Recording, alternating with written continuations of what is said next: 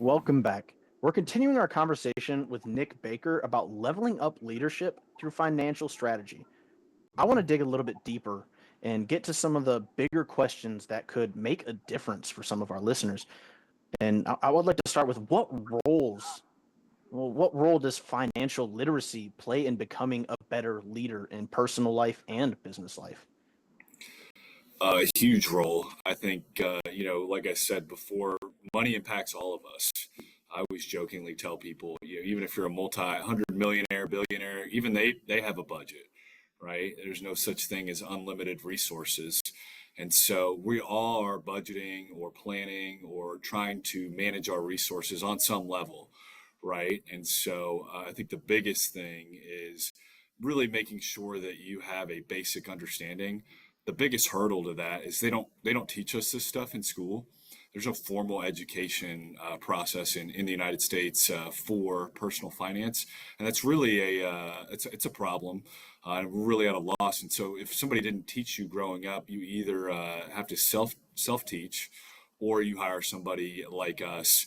The trick, though, and kind of the catch that happens is sometimes people hire us and they still don't understand really what's going on. So I always tell people, anything, if you're getting a surgery, if you're getting a new investment, you're getting a new house, you need to make the professional that you're working with explain it to you in a way that is acceptable for you. You don't have to become an expert in the stock market or a real estate expert or, a surgeon overnight, but I want you to explain it to me like I'm in seventh grade or whatever, 10th grade, right? So that I can understand it. Because here's the real important thing, especially when it comes to financial planning, but other long-term decisions like that. There will come a time when things don't go according to plan, right? The stock market has, and the economy has recessions, it has corrections, it goes down. Oftentimes, as much as it goes up, there are painful periods. And so when you get into a period that maybe isn't as planned or is more painful, if you don't really understand what you're doing, psychologically, it's so much easier to abandon the plan, right? So I always tell people, don't just tell us, yeah, it makes sense. You sound smart. You're wearing a suit, so you must know what you're talking about. Like, no, I really want you to understand the basics of really what we're trying to achieve here. That way, you're just as committed to the plan as I am, right? So that would be kind of the major pitfall. The second one is just natural human behavior. I always tell people you don't have to score an A+ on financial planning, investing. If you can get a B-, B+, just a B average, you're going to hit overwhelmingly most of your goals. But that just comes through consistency, right? If you want to talk about a test, right? How do you score well on a test? Is you just study, right? And study consistently and really do your best. But if you can be consistent over time when it comes to money, you can make other little minor, I call them micro mistakes, or maybe things that aren't efficient. Like maybe you do go buy the wakeboarding boat, right? But if you're continually saving, continually investing, really making compound growth towards your goal, I'll use the workout analogy. It's the exact same thing, right? The first time you go to the gym, you don't really see any results, right? But you go for a year, you're like, oh man, I kind of see how this works. I'm obviously benefiting. You go for 5 or 10 years, right? We all see these people with like really nice, physiques, or they got big muscles, and you ask them, well, how did you do it? It's like, well, I just worked out for the last decade or 5 years or whatever it is, and I ate right. It's the same thing with financial planning, right? If you can just be consistent and save money and commit to your plan and really stick to your plan, that consistency almost outweighs everything else. Does that make sense? Yeah, that makes a lot of sense. There was some also gems there as well. And if I were to kind of summarize that into some of the major points that I picked up, was the literacy applies more than just understanding everything, right? You said you could get a B and still hit almost all of your goals financially, right? I like that idea because it's not about being perfect at it. It's not about knowing everything. It's not about understanding to the fullest.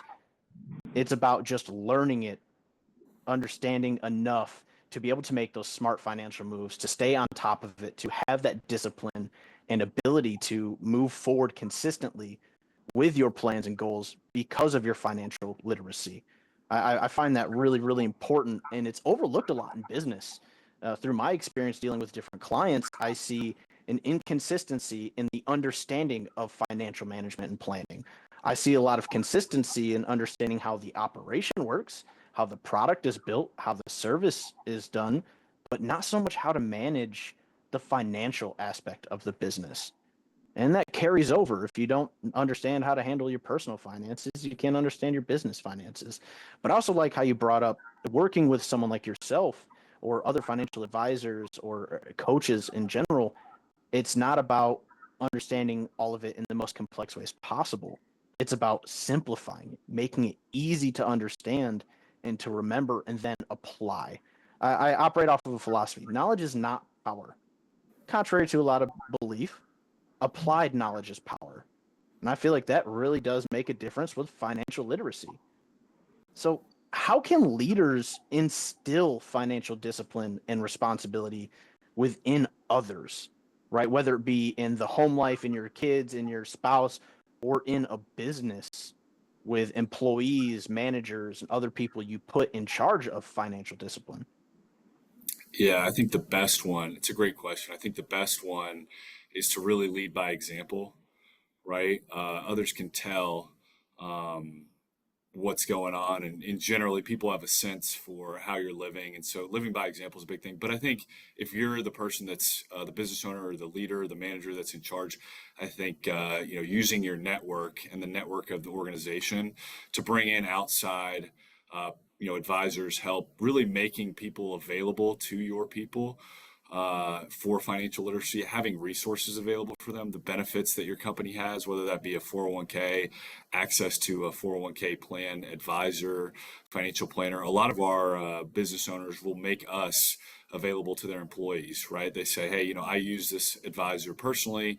They also maybe manage the company's benefits, but if you ever have a question or you need something or want to understand something, you should reach out. So making those people available, and then also I would just add, maybe bring them in every once in a while, a couple times a year, to explain basic concepts. Because I think if most people knew, hey, if I saved 2, 3, 4, 5 grand a year, maybe I don't make a ton of money, maybe I do, but if I can just save 4 grand a year or 10 grand a year or 15 grand, and I can do that for 20 years, well, gosh darn, I'll have $1 million saved by the time I'm retired.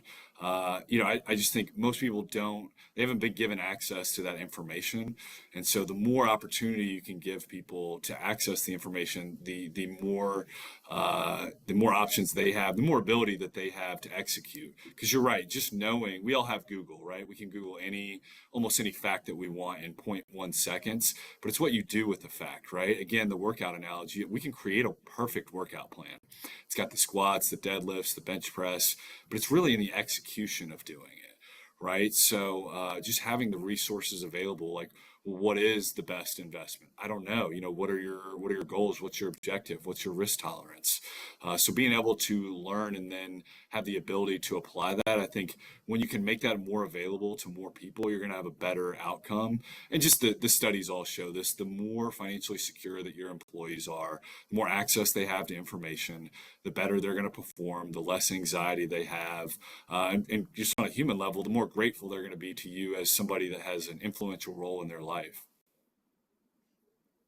That's so clear in so many ways, and I think you simplified it right there at the beginning in a short, sweet little package: leading by example.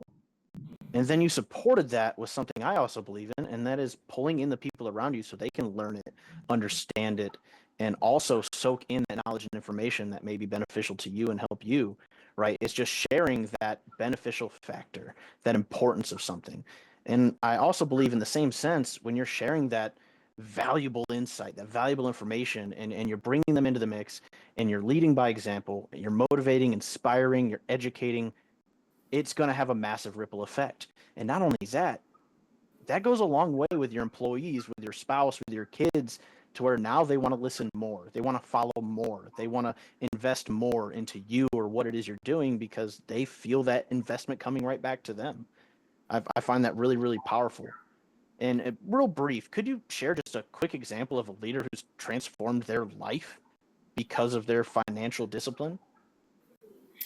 Yeah, I can think of numerous people, right? But I think when it comes to financial success, I think you said it earlier, right? It's just being willing to sacrifice and really work towards what you want. I think the best example I have in terms of financial success, sharing with other people, empowering other people, really the CEO, president, owner of IMG, the firm that I'm at, a guy by the name of Jeff Applebaum, just an incredibly consistent supporter of the people that work at this firm.